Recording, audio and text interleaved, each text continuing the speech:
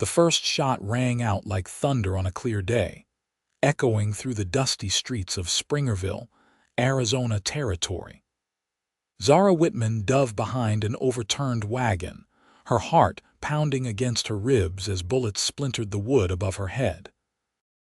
Her wedding day had turned into a nightmare, and now her husband of less than an hour lay bleeding on the ground beside her. "Thomas," she cried, pressing her lace-trimmed handkerchief against the wound in his chest. Blood seeped through the delicate fabric, staining her trembling fingers crimson. "Hold on, please hold on." The gunfight continued around them, a dispute between rival cattle barons that had erupted during their wedding celebration. Thomas Mason had been nothing more than an innocent bystander, a shopkeeper who'd won Zara's heart with his gentle ways and promises of a peaceful life. "I love you," he whispered, his voice already fading as he reached up to touch her cheek. "Be happy, Zara. Promise me." His hand fell limp against the dirt road as his eyes fixed on the vast blue Arizona sky. Zara's scream pierced through the gunfire, bringing a momentary pause to the violence that had stolen her future. That was 1876.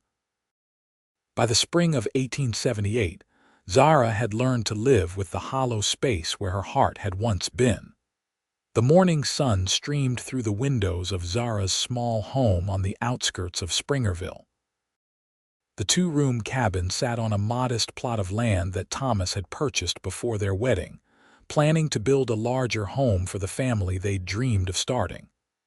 Now, it was just Zara, alone with her grief and the little dressmaking business she'd established to survive. She sat at her work table, needle flashing in the sunlight as she put the final stitches into a delicate christening gown. Mrs. Peterson was due to deliver her fourth child any day now, and the gown needed to be ready. Zara's fingers moved mechanically, her thoughts distant as she worked. A knock at the door startled her from her reverie. Setting aside her sewing, Zara crossed to the door and opened it to find Martha Holden, the midwife and closest thing Zara had to a friend in Springerville. "Good morning, Zara," Martha said, her round face creased with concern. "May I come in?" Zara stepped back, gesturing for the older woman to enter. "Of course. Is something wrong?" "Is it Mrs. Peterson?" Martha shook her head, settling her substantial frame onto one of Zara's kitchen chairs. "No, Elena is fine. I've come about you, dear." "Me." Zara returned to her workbench, smoothing the christening gown with careful fingers. "I'm perfectly well." "Are you?" Martha's gaze fell on the small trunk in the corner, its lid open to reveal neatly folded baby clothes, tiny shirts, gowns, and swaddling blankets. "It's been almost 2 years, Zara." "You need to stop this." Zara's hand stilled. The trunk had been her secret, her private shrine to the future that had been stolen from her.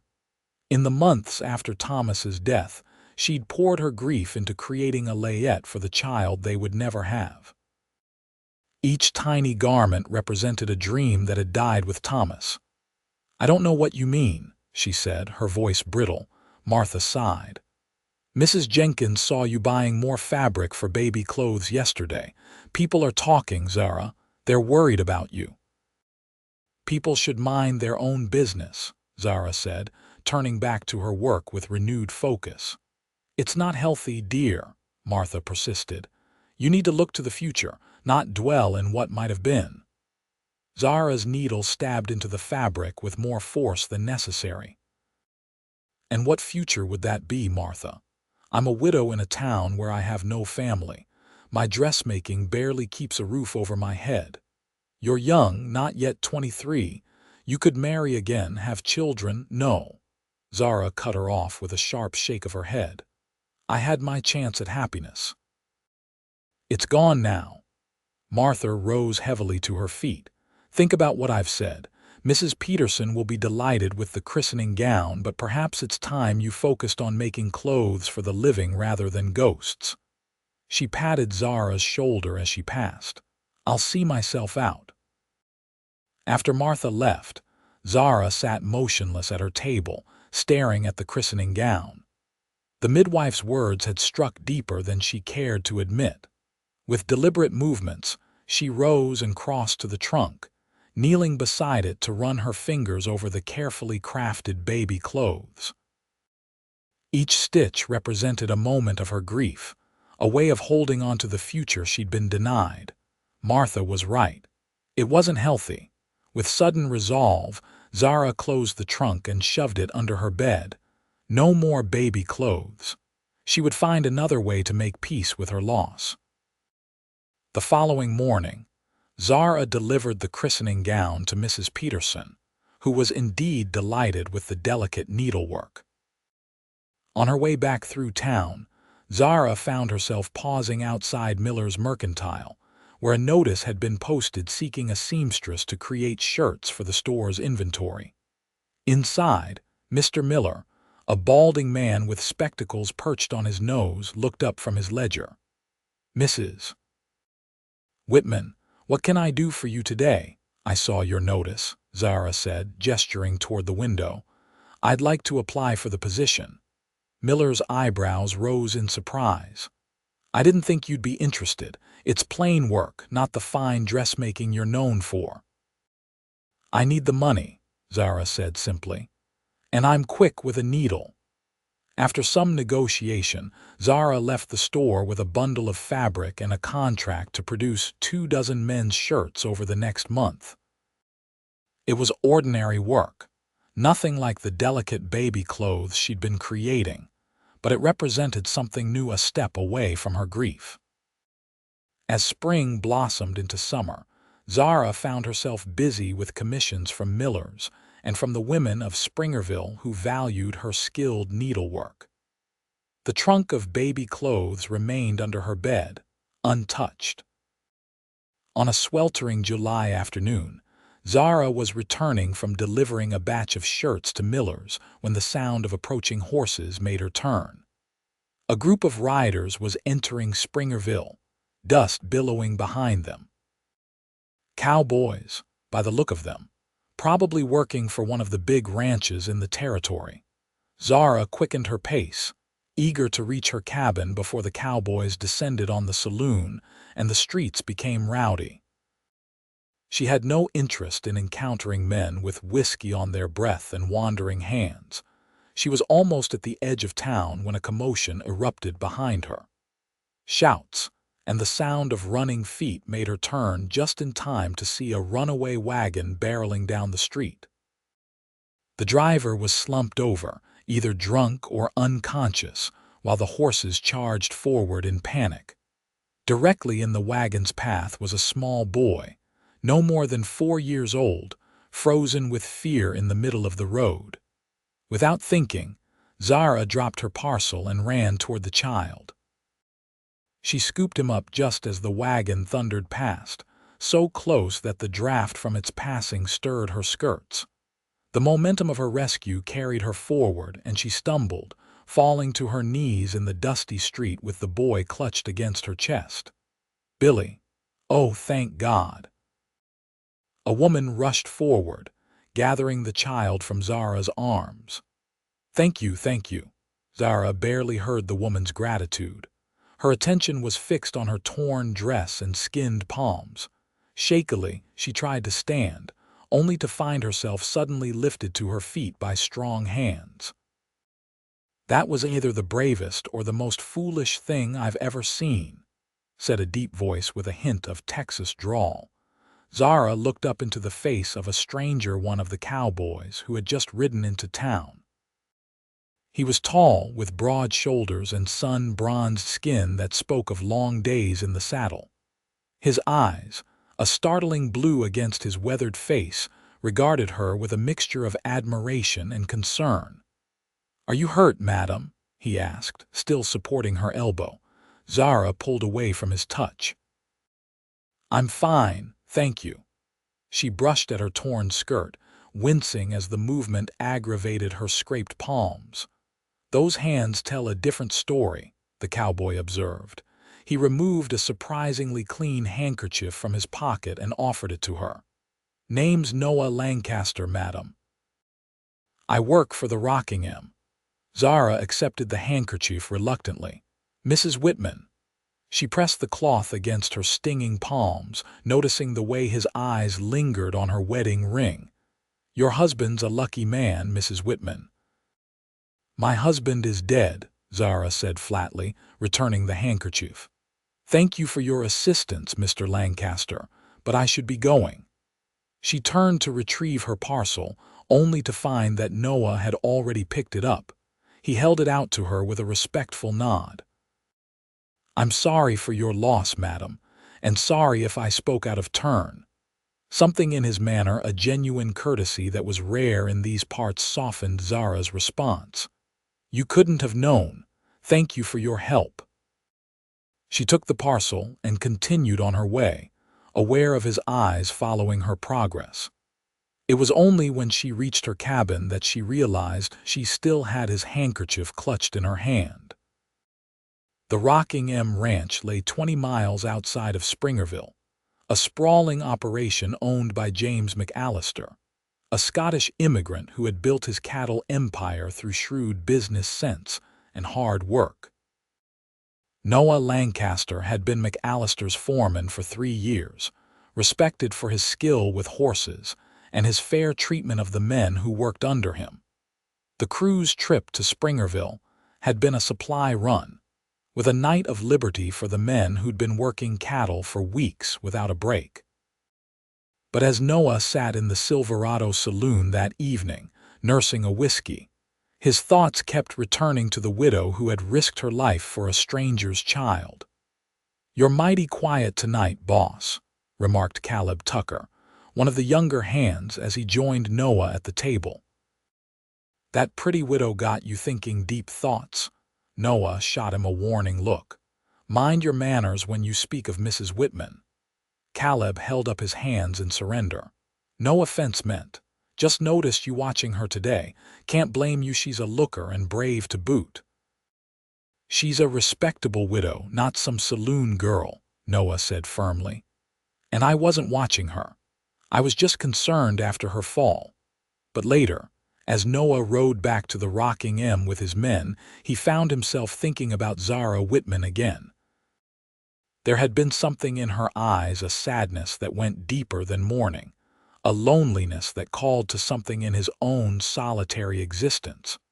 For the next month, Noah found reasons to make the trip into Springerville more often than usual. Sometimes he caught glimpses of Zara walking through town with her sewing basket, chatting with customers outside Miller's Mercantile, or tending to the small garden behind her cabin. He never approached her, sensing that she valued her privacy, but he found himself increasingly drawn to the quiet dignity with which she carried herself. It was early September when fate intervened. A violent thunderstorm struck while Noah was in town, making the return to the Rockingham impossible as flash floods washed out the lower road. He took a room at the modest Springerville Hotel, planning to wait out the storm. As lightning flashed overhead and rain pounded against the windows, Noah sat in the hotel's small dining room, surprised to see Zara Whitman enter, her cloak and hair damp from the rain. She noticed him immediately, hesitating at the threshold before the hotel owner's wife ushered her to a table.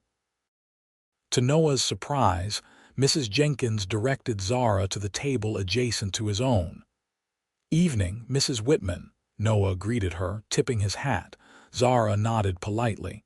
Mr. Lancaster, I didn't expect to see you in town during such weather. Got caught by the storm.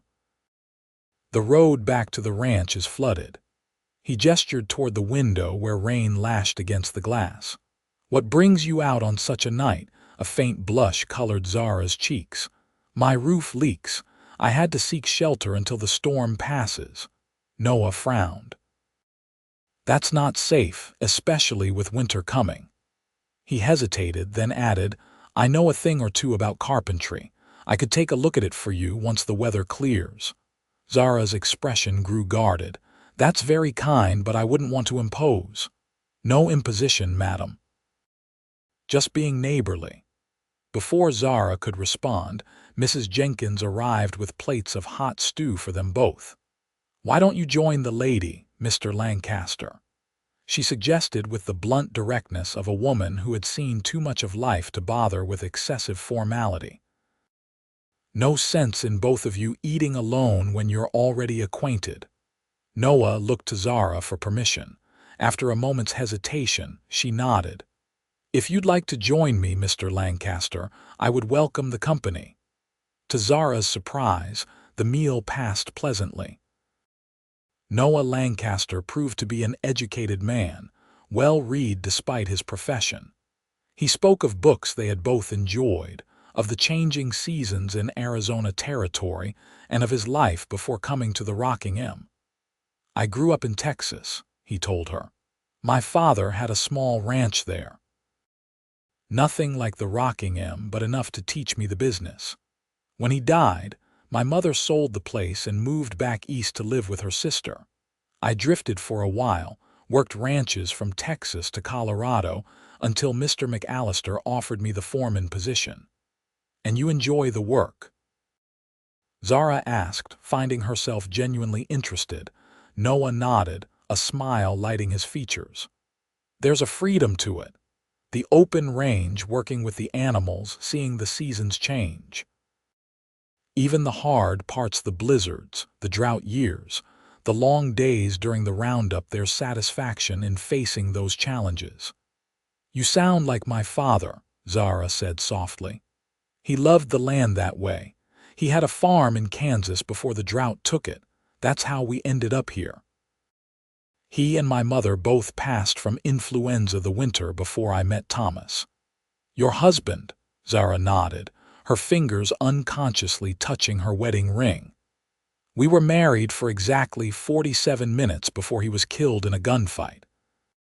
He wasn't even involved, just caught in the crossfire during our wedding celebration." Noah's expression sobered.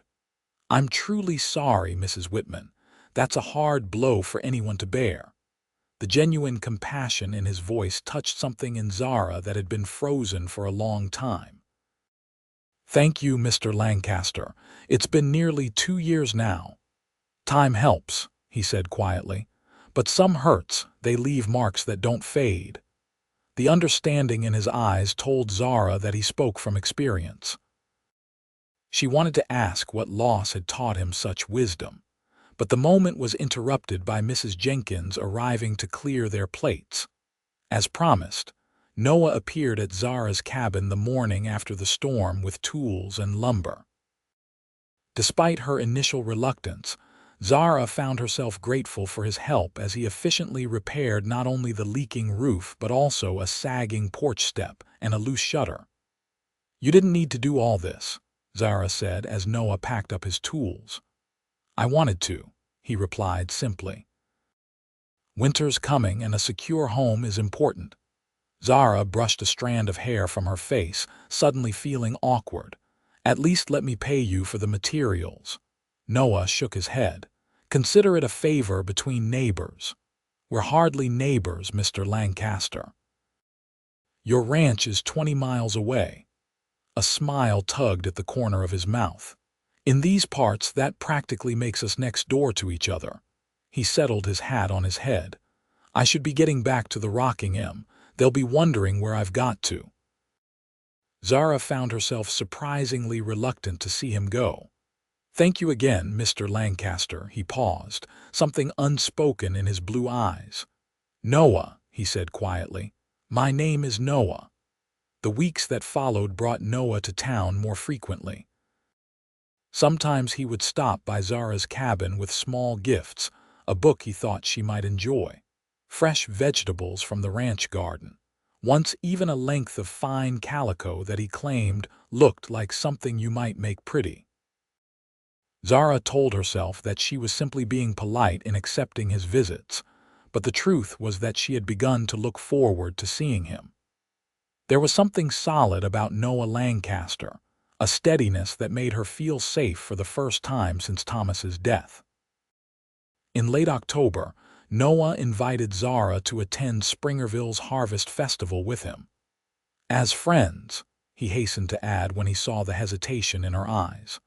I know you're not looking for courtship, but it would be a shame to miss the festivities. Against her better judgment, Zara agreed. The evening proved to be more enjoyable than she had anticipated. Noah was attentive without being possessive, making sure she was comfortable but giving her space to chat with other townspeople. They shared roasted corn and apple cider, watched the dancing without participating, and talked as the stars appeared overhead. It was the first time Zara had truly laughed since Thomas died. As Noah walked her home, a companionable silence settled between them. At her door, he removed his hat, turning it in his hands. Thank you for coming tonight, Zara. It meant a great deal to me. The use of her given name, so natural in that moment, didn't startle her as it might have weeks earlier. I enjoyed myself, she admitted, more than I expected to. Noah's smile was gentle in the moonlight. Does that mean you might consider another outing sometime? Zara felt a flutter of something long dormant in her chest, hope, perhaps, or the awakening of a heart that had been frozen in grief. Perhaps, she said softly. Good night, Noah. Good night, Zara. As November brought cooler temperatures to the Arizona territory, Zara found herself thinking of Noah more often than she cared to admit. Their friendship had grown steadily, marked by conversations that ranged from books to dreams, from memories to hopes for the future. She was at her workbench one afternoon, stitching a shirt for Miller's inventory, when a knock at her door announced Noah's arrival. He looked different today, more formal in a clean shirt and polished boots, his hair neatly combed beneath his hat. I hope I'm not interrupting, he said as she invited him inside. Just finishing some work for Mr. Miller. Zara gestured toward the shirt on her table. What brings you to town today? Noah removed his hat, revealing an unusual nervousness in his manner. I came to ask a favor, actually. A personal one. Intrigued, Zara set aside her sewing. What kind of favor? Mr. McAllister is hosting a dinner next week for some investors from back east. As foreman, I'm expected to attend. Noah ran a hand through his hair, a gesture Zara had come to recognize as a sign of discomfort. The thing is, my good shirt is beyond repair after a run-in with a barbed wire fence. I wondered if you might be willing to make me a new one. Zara smiled, amused by his uncharacteristic awkwardness. Of course, I'd be happy to. She reached for her measuring tape. I'll need to take your measurements. As she recorded the breadth of Noah's shoulders, the length of his arms, and the circumference of his neck, Zara was acutely aware of his physical presence. He stood perfectly still under her ministrations, but she could feel the tension in his muscles, the controlled breathing that suggested he was as affected by their proximity as she was. There, she said at last, stepping back. I should have enough information to make you a proper shirt. When do you need it? The dinner is next Friday, Noah said, reaching for his hat. But I'll need to try it on before then to make sure it fits. Come back on Tuesday, Zara suggested. I'll have it ready for a fitting then. Noah nodded, settling his hat back on his head. Thank you, Zara.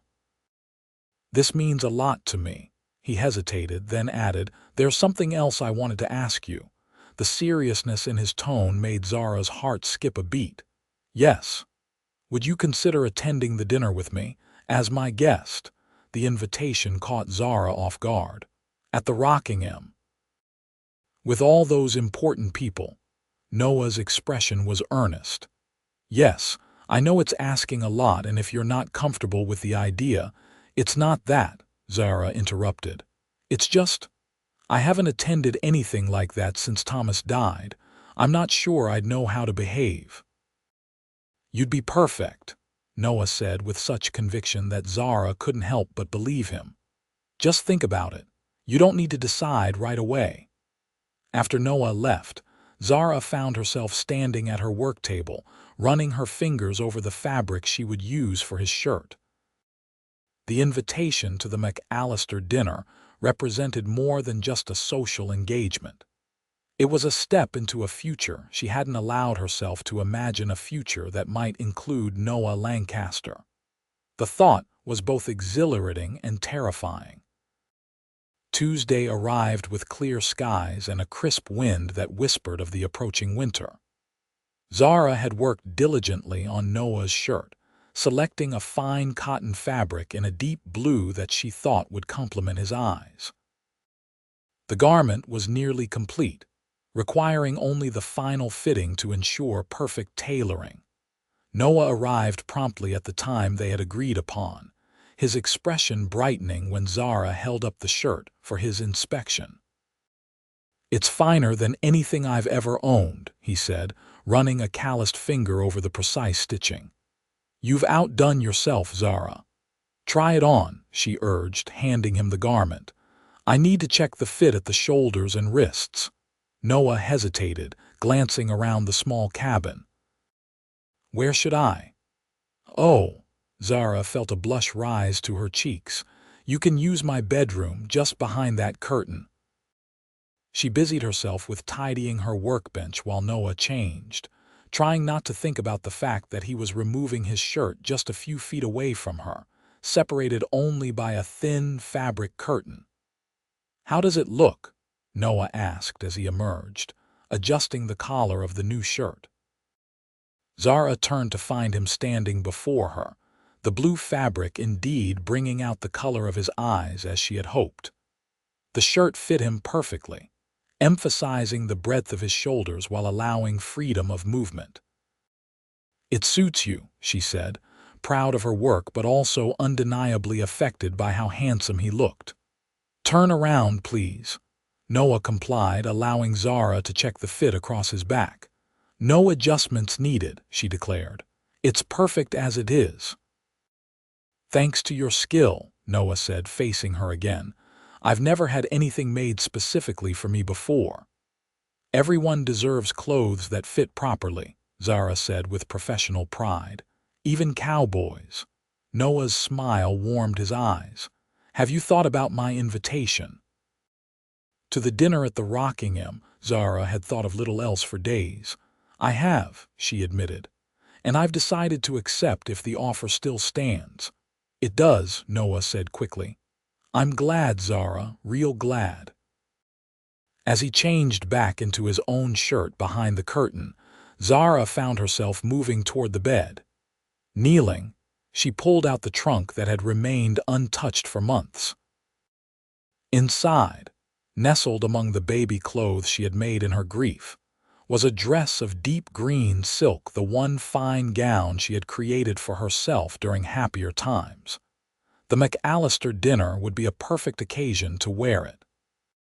Not as a reminder of what she had lost, but as a symbol of the life that might still lie ahead. Friday evening arrived with a flurry of activity as Zara prepared for the dinner at the Rockingham. She had spent the morning pressing her green silk dress, ensuring every pleat and tuck was perfect. Now, as she fastened the last button and surveyed her reflection in the small mirror, she barely recognized the woman who gazed back at her. The dress, with its fitted bodice and flowing skirt, accentuated her figure in a way her everyday clothes did not. She had styled her dark hair in a simple but elegant arrangement, adorned with a single pearl hairpin that had belonged to her mother. The woman in the mirror looked alive, hopeful, nothing like the grief-stricken widow who had hidden from life for nearly 2 years. A knock at the door announced Noah's arrival. He had arranged for a buggy to transport them to the ranch, knowing the distance was too far for Zara to ride comfortably on horseback. When she opened the door, Noah stood transfixed, hat in hand, staring at her with undisguised admiration. "Zara," he breathed, "you look beautiful." "Thank you," she said, suddenly shy under his intense gaze. "You clean up quite nicely yourself." Noah was resplendent in his new blue shirt, paired with dark trousers and a vest that Zara suspected was borrowed for the occasion. His normally unruly hair had been tamed, and he had trimmed his beard, giving him a distinguished appearance that was at odds with his usual rugged cowboy persona. "Shall we?" he asked, offering his arm. The journey to the rocking M passed in companionable conversation, with Noah pointing out landmarks and sharing stories about the ranch. As they approached the property, Zara caught her first glimpse of the main house, a sprawling two-story structure surrounded by cottonwood trees, with light spilling from every window. "It's beautiful," she murmured. "McAllister built it for his wife," Noah explained. "She was a Boston society lady who gave up everything to follow him west. He wanted to make sure she had a proper home, even in the middle of cattle country." The interior of the house was even more impressive than its exterior. Polished wood floors, elegant furnishings, and crystal chandeliers spoke of wealth and refined taste that Zara had not expected to find in the Arizona territory. James McAllister himself greeted them in the entrance hall, a robust man in his 50s with a shock of white hair and a booming Scottish accent. "Lancaster, about time you arrived, and this must be the widow Whitman I've heard so much about." He took Zara's hand, bowing over it with unexpected grace. "Welcome to the Rockingham, Mrs. Whitman. My wife and I are delighted to have you join us." Mrs. McAllister proved to be a slender, elegant woman whose Boston accent remained intact despite years in the West.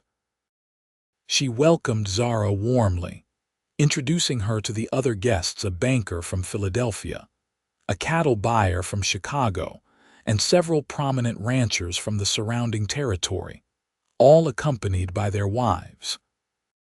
Throughout the evening, Noah remained attentive, making sure Zara was comfortable among the unfamiliar faces. The dinner itself was sumptuous roast beef, fresh vegetables from the ranch's garden, and desserts that would have been at home in the finest Eastern restaurants. As the evening wore on, Zara found herself seated next to Mrs. McAllister on a sofa in the drawing room while the men discussed business over brandy and cigars. "Noah tells me you're quite the seamstress," Mrs. McAllister said, admiring the cut of Zara's dress. "Did you make this yourself?" "I did," Zara acknowledged. "Sewing has always been a comfort to me." Mrs. McAllister nodded thoughtfully. "A valuable skill, especially out here where ready-made garments are often of poor quality." She hesitated, then added, "Noah also mentioned your loss. I'm very sorry, my dear." "It must have been dreadful for you." The genuine sympathy in the older woman's voice touched Zara. "Thank you, it's been difficult, but time helps, as they say." "As does good company, I imagine, Mrs. McAllister said with a meaningful glance toward Noah, who was deep in conversation with her husband across the room. "He thinks very highly of you." Zara felt heat rise to her cheeks. "We're friends. He's been very kind to me." Mrs. McAllister smiled knowingly. "Noah Lancaster is more than just kind, Mrs. Whitman. He's one of the finest men my husband has ever employed. Loyal, hardworking, and honest to a fault." She patted Zara's hand. "And if I'm not mistaken, he's also quite smitten with you." Before Zara could respond to this startling observation, the gentleman rejoined them, and the conversation shifted to safer topics. But as Noah escorted her to the buggy later that night, Mrs. McAllister's words echoed in Zara's mind. Was it possible that Noah's attention stemmed from more than simple friendship? And if so, how did she feel about it? The ride back to Springerville was quieter than their journey to the ranch had been. The night was clear, a canopy of stars stretching overhead as the buggy traveled along the moonlit road. "Did you enjoy the evening?" Noah asked, breaking the comfortable silence. "Very much," Zara said truthfully. "The McAllisters are wonderful hosts and their home is magnificent." It is, Noah agreed, though I prefer simpler surroundings myself. A small house, some land, maybe a few horses of my own someday. You don't plan to stay at the Rockingham indefinitely? Noah was quiet for a moment, his profile thoughtful in the moonlight. McAllister's offered me a chance to buy into the ranch eventually, but I've been thinking lately that I might want something of my own, something smaller, more personal. There was a weight to his words that made Zara wonder if he was speaking of more than just his professional ambitions. The buggy rounded a bend in the road, bringing Springerville into view in the distance, a cluster of lights against the dark landscape. "Thank you for accompanying me tonight," Noah said, his voice soft in the darkness. "It meant a great deal to me."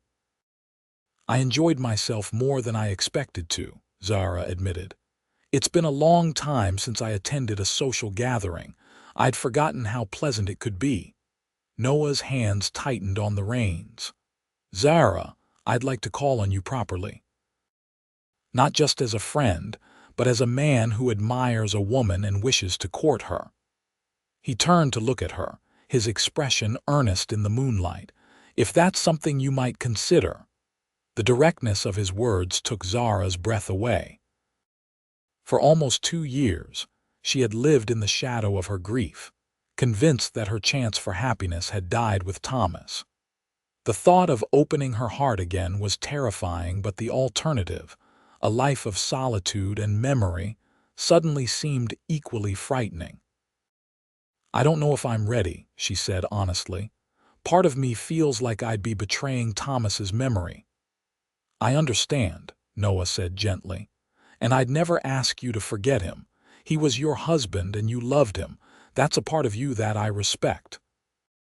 He guided the buggy around a rut in the road. "But I believe a heart can love more than once, Zara, if you're willing to give it a chance." They had reached the outskirts of Springerville. Zara remained silent as Noah guided the buggy through the quiet streets toward her cabin.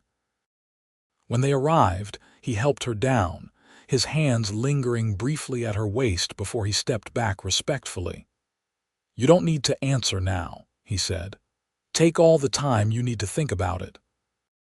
Standing in the moonlight, looking up at this man who had somehow become important to her without her realizing it, Zara made a decision. "I think," she said slowly, "that I would like to try. I can't promise how it will turn out, but I'm willing to see where this path might lead." The smile that illuminated Noah's face was worth any uncertainty she might feel. "That's all I ask," he said. "A chance." As winter descended on Springerville, Zara found herself caught up in a courtship that progressed with the steady, unhurried pace that seemed to characterize everything about Noah Lancaster. He called on her regularly, bringing small gifts and taking her on outings when weather permitted, sleigh rides after the first snow, Sunday dinners at the hotel, even a Christmas concert at the newly built church. With each visit, each conversation, each shared moment, the walls around Zara's heart crumbled a little more. She discovered that loving Noah didn't diminish her memories of Thomas, it simply created a new chapter in her life, one that could exist alongside the past without replacing it. By early spring, their courtship had become the talk of Springerville. Most people approved, especially Martha Holden, who took every opportunity to remind Zara that she had been right all along about the healing power of looking forward rather than back. It was on a mild March afternoon that Noah arrived at Zara's cabin with news that would change the course of their relationship. "McAllister's offered me a parcel of land," he announced as they sat on her porch, enjoying the first truly warm day of the season. "About 5 miles outside of town. 160 acres with water rights and a small cabin that needs some work." "That's wonderful, Noah," Zara said, genuinely pleased for him. "It's what you've been working toward." "It is," he agreed, "but I'm not sure if I should accept." Zara frowned. "Why not?" "It sounds perfect for what you've described wanting." Noah took her hand, his expression serious. "Because I need to know if there's a future for us, Zara. I don't want to build a life somewhere if you're not going to be part of it." The directness of his statement took her breath away. "What are you saying, Noah?" "I'm saying that I love you," he said simply. "I think I have since that day I watched you run into the street to save that child with no thought for your own safety. I'm saying that I want to marry you if you'll have me." Tears welled in Zara's eyes, not tears of sorrow, as she had shed for so long, but tears of unexpected joy. "Noah, you don't need to answer right away," he said quickly. "I know it's sudden and you might need time to think about it. But McAllister needs my decision by the end of the week, and I wanted you to know before I gave him my answer." Zara looked at this man who had patiently waited while she found her way back to life, who had never rushed her or pressured her, who had simply been there, steady as a rock, whenever she needed him. The answer was clear in her heart. "Yes," she said, her voice stronger than she expected. "Yes, Noah, I'll marry you." His face lit up with a joy that mirrored her own. "You're sure? I don't want you to feel rushed. I've never been more certain of anything," Zara interrupted. "I love you, Noah Lancaster. And I want to build that life with you, on that land, in that cabin that needs work." Noah gathered her into his arms, holding her as if she were the most precious thing in the world. "We'll make it a home, Zara. I promise you that." 2 weeks later, on a Sunday morning with the whole town in attendance, Zara Whitman became Zara Lancaster in a simple ceremony at the Springerville church. There were no gunfights this time, no tragedy to mar the celebration, only the promise of a future that neither of them had expected to find.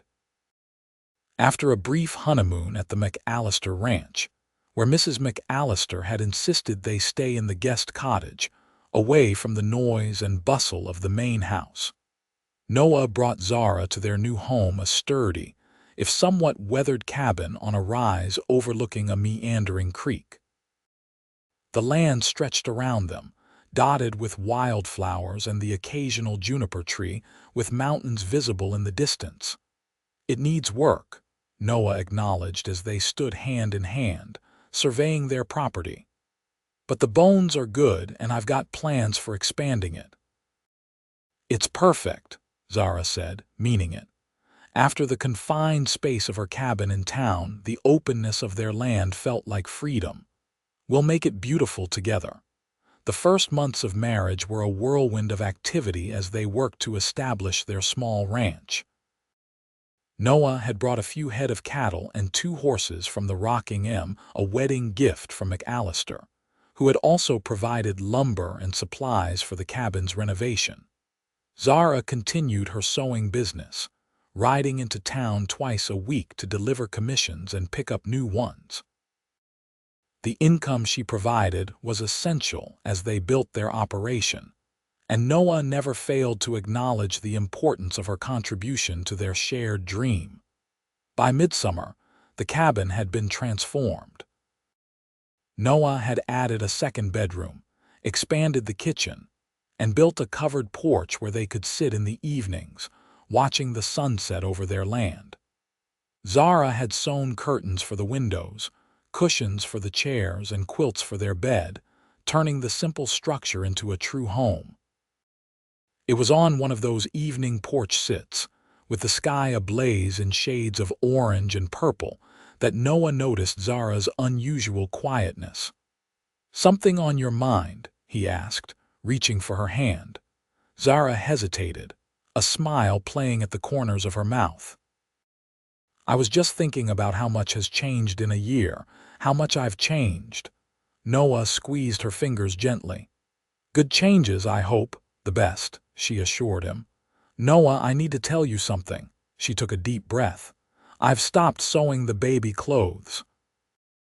Noah's brow furrowed in confusion. "Baby clothes? I didn't know you were making baby clothes." Zara realized that she had never told Noah about the trunk full of tiny garments she had created in her grief. "After Thomas died, I started making them. For the baby we never had. It was a way of holding on to the future we'd planned.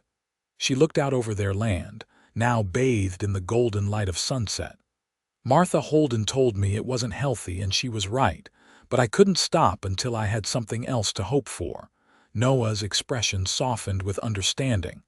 And now I have you, our home, this life we're building together. Zara turned to face him fully. And soon we'll have a child of our own. It took a moment for her words to register. When they did, Noah's face transformed with wonder. Zara, are you saying? She nodded, joy bubbling up inside her. I'm pregnant, Noah. The baby should arrive in early winter. Noah pulled her into his arms, his embrace gentle as if she had suddenly become fragile. A baby, he whispered against her hair. Our baby. He leaned back to look at her, his eyes shining with tears. I didn't think I could be any happier than I already was with you, but I was wrong. In the weeks that followed, Noah threw himself into preparations for the baby's arrival with characteristic thoroughness.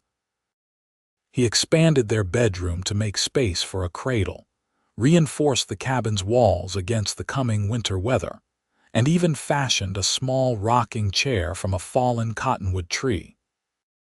Zara watched his industry with amusement and love, even as her own body changed to accommodate the new life growing within her. She had begun working on a layette for their child, but the experience was entirely different from the grief-stricken sewing of before. Each stitch now was filled with hope rather than sorrow, anticipation rather than regret. It was during one of her sewing sessions, with fabric and patterns spread across their kitchen table, that disaster struck. Zara had been working on a tiny nightgown when she heard Noah's shout from the barn, followed by the sound of something heavy falling. She rushed outside to find Noah pinned beneath a collapsed beam, his face contorted with pain. My leg, he gasped when he saw her. I think it's broken. Somehow, despite her advanced pregnancy, Zara managed to lever the beam off him and help him into the house. The break was bad, even she could see that the bone had pierced the skin just below his knee. I need to get the doctor, she said, already moving toward the door. Can you manage until I get back? Noah's face was pale with pain, but he nodded. Be careful, Zara. Take the gentle mare, not my gelding. He's too spirited for you in your condition. The ride to town was the longest of Zara's life. By the time she returned with Dr. Wilson, Noah was feverish, the wound beginning to show signs of infection. It's a compound fracture, the doctor confirmed after examining Noah's leg. I need to set it and clean the wound thoroughly, or he could lose the limb. He looked at Zara gravely. This won't be pleasant to watch, Mrs. Lancaster. Perhaps you should wait outside. I'm staying, Zara said firmly, taking Noah's hand. Tell me what you need me to do. The next hour was harrowing. Dr. Wilson worked efficiently to clean, set, and splint Noah's leg, but the process was agonizing despite the laudanum he had administered. Through it all, Zara remained steadfast, holding Noah's hand, wiping his brow and assisting the doctor as needed. When it was finally over, Noah lay exhausted in their bed, his splinted leg propped on pillows. You should have waited outside, he murmured as Zara bathed his face with a cool cloth. It's not good for you or the baby to be upset. We're fine, Zara assured him, taking his hand and placing it on her rounded belly where their child kicked vigorously. See, strong as a little mustang. Dr. Wilson stayed the night to monitor Noah's condition. In the morning, he provided Zara with detailed instructions for caring for the wound and changing the dressings. He'll need to stay off that leg for at least 6 weeks, the doctor warned. Preferably longer. The bone needs time to heal properly. After the doctor left, Zara sat beside Noah's bed, worry creasing her brow. The harvest will need to be brought in soon, she said, and the cattle need to be moved to the lower pasture before winter sets in. "I'll hire help," Noah said weakly. "McAllister will send some of his men if I ask." But Zara shook her head. "We can't afford to pay hired hands, not with the baby coming and the medical expenses." She squeezed his hand. "Don't worry, I'll manage somehow." Over the following days, Zara divided her time between caring for Noah and handling the essential ranch tasks. Despite her pregnancy, she fetched water, tended the animals, and harvested what she could from their small garden. But it was clear that she couldn't manage everything alone, especially not the heavier work that needed to be done before winter. It was Martha Holden who organized the solution. Upon hearing of Noah's accident, she rallied the women of Springerville, who in turn convinced their husbands, brothers, and sons to help. For 3 consecutive Saturdays, a parade of wagons arrived at the Lancaster ranch, bringing men to work the fields and move the cattle, women to preserve food and clean the cabin, and children to help with lighter tasks. By the end of October, the harvest had been gathered, the animals secured for winter, and the cabin stocked with enough preserved food to last until spring. Noah's leg was healing well, though he still couldn't put weight on it without pain. "I don't know how to thank everyone," he said as he sat on the porch one evening, watching Zara sew by the light of a lamp. "Especially you. You've been amazing through all of this." Zara looked up from her work, a tiny cap for the baby, decorated with delicate embroidery. "That's what family does, Noah. We take care of each other, and it turns out our family is bigger than just the 2 of us." November brought early snows and biting winds that rattled the windows of their snug cabin. Noah had progressed to using crutches, able to move around the house with increasing confidence, though outdoor excursions were still limited. Zara's pregnancy had advanced to the point where her own movements were becoming cumbersome. Her back ached constantly, and the baby seemed determined to press against every vital organ she possessed. But she continued her sewing, preparing for the child that would soon join their family. One evening, as they sat by the fire after supper, Noah watched Zara struggle with a length of fabric, her fingers clumsy with fatigue. "You should rest," he said gently. "The baby clothes can wait." "I need to finish this blanket," Zara insisted, suppressing a yawn. "Winter's set in early, and the baby will need warm wrappings." Noah levered himself up on his crutches and moved to stand beside her chair. "You've made enough baby clothes to outfit 10 infants," he said, stroking her hair. "Come to bed. You're exhausted."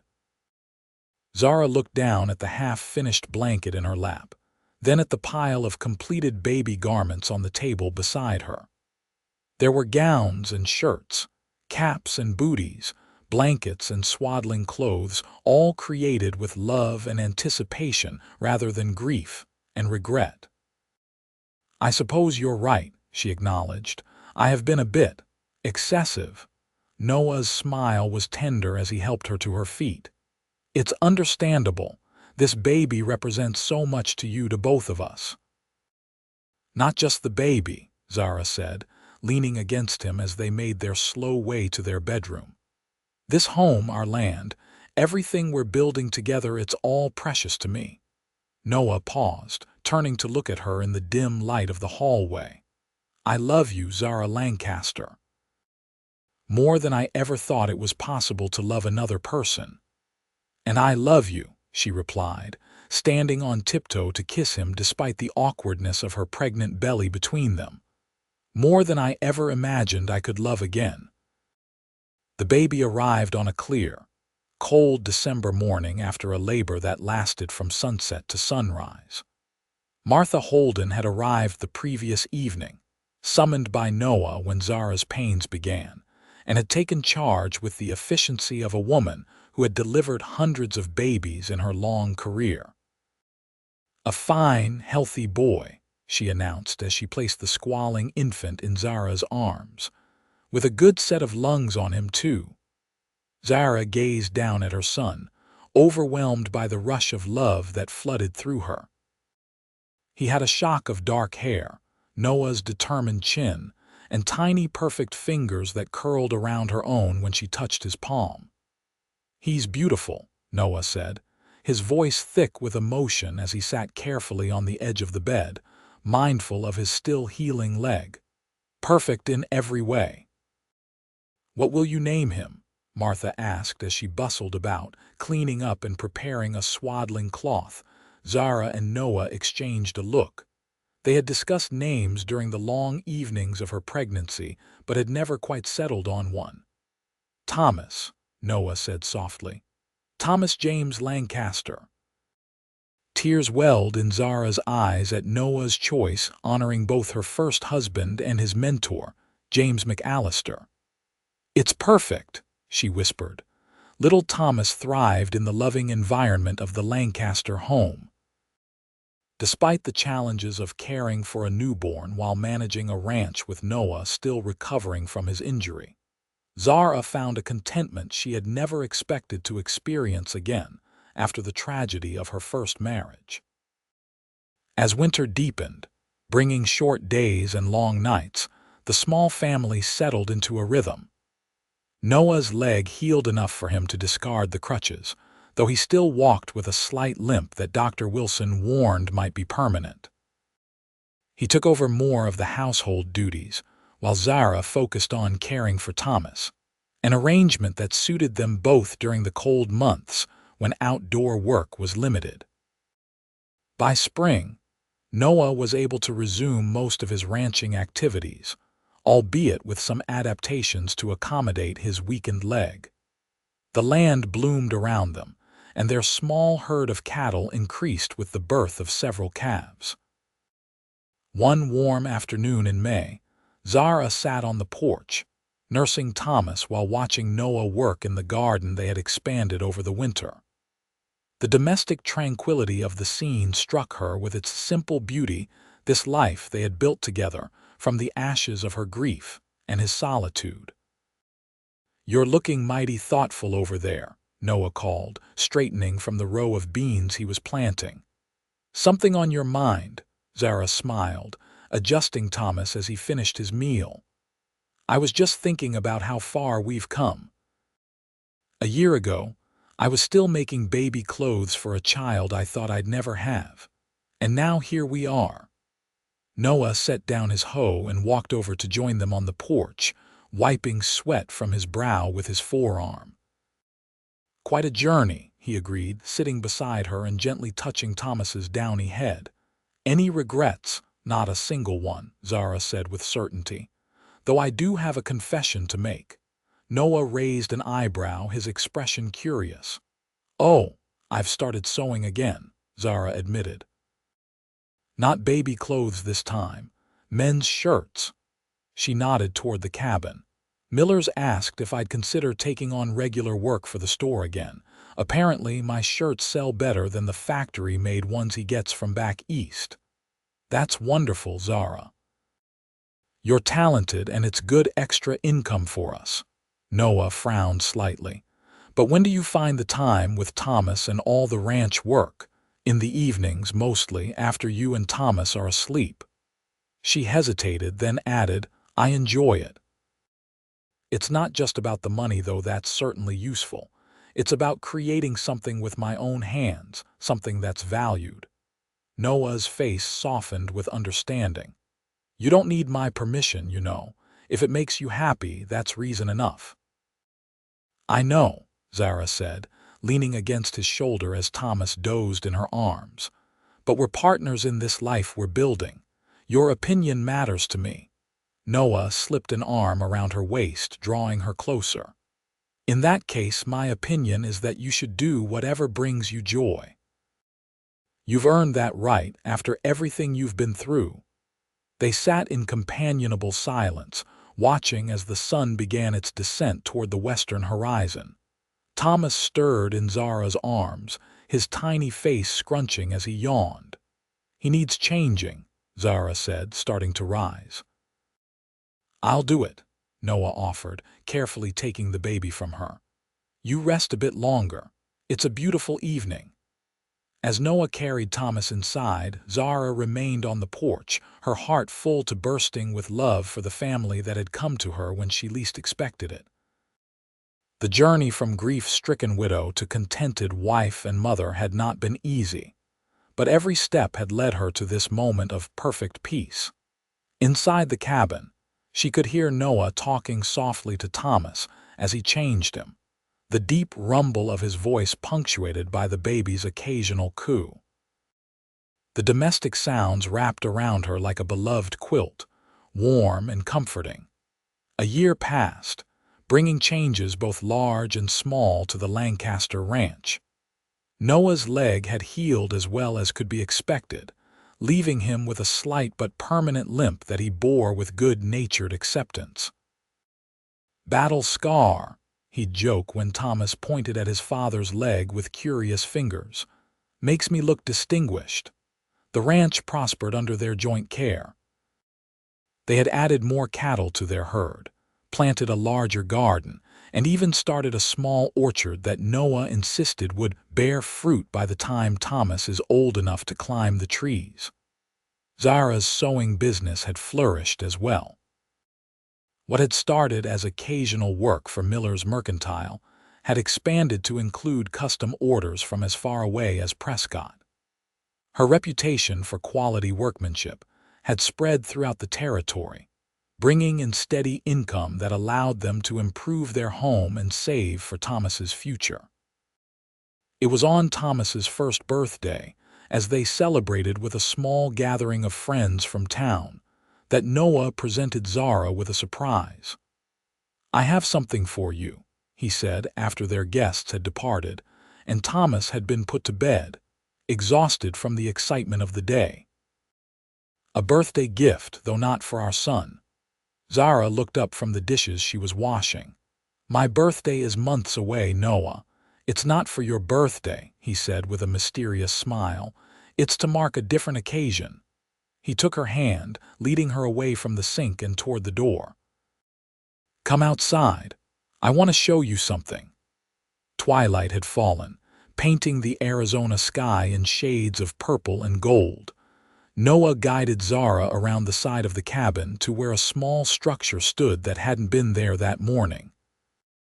It was a simple building, perhaps 10 feet square, with a pitched roof and a door that faced the main house. "What is this?" Zara asked, mystified. "Your sewing room," Noah said, opening the door to reveal an interior illuminated by a hanging lamp that he must have lit earlier. "I've been working on it in secret for weeks, with help from some of the men in town.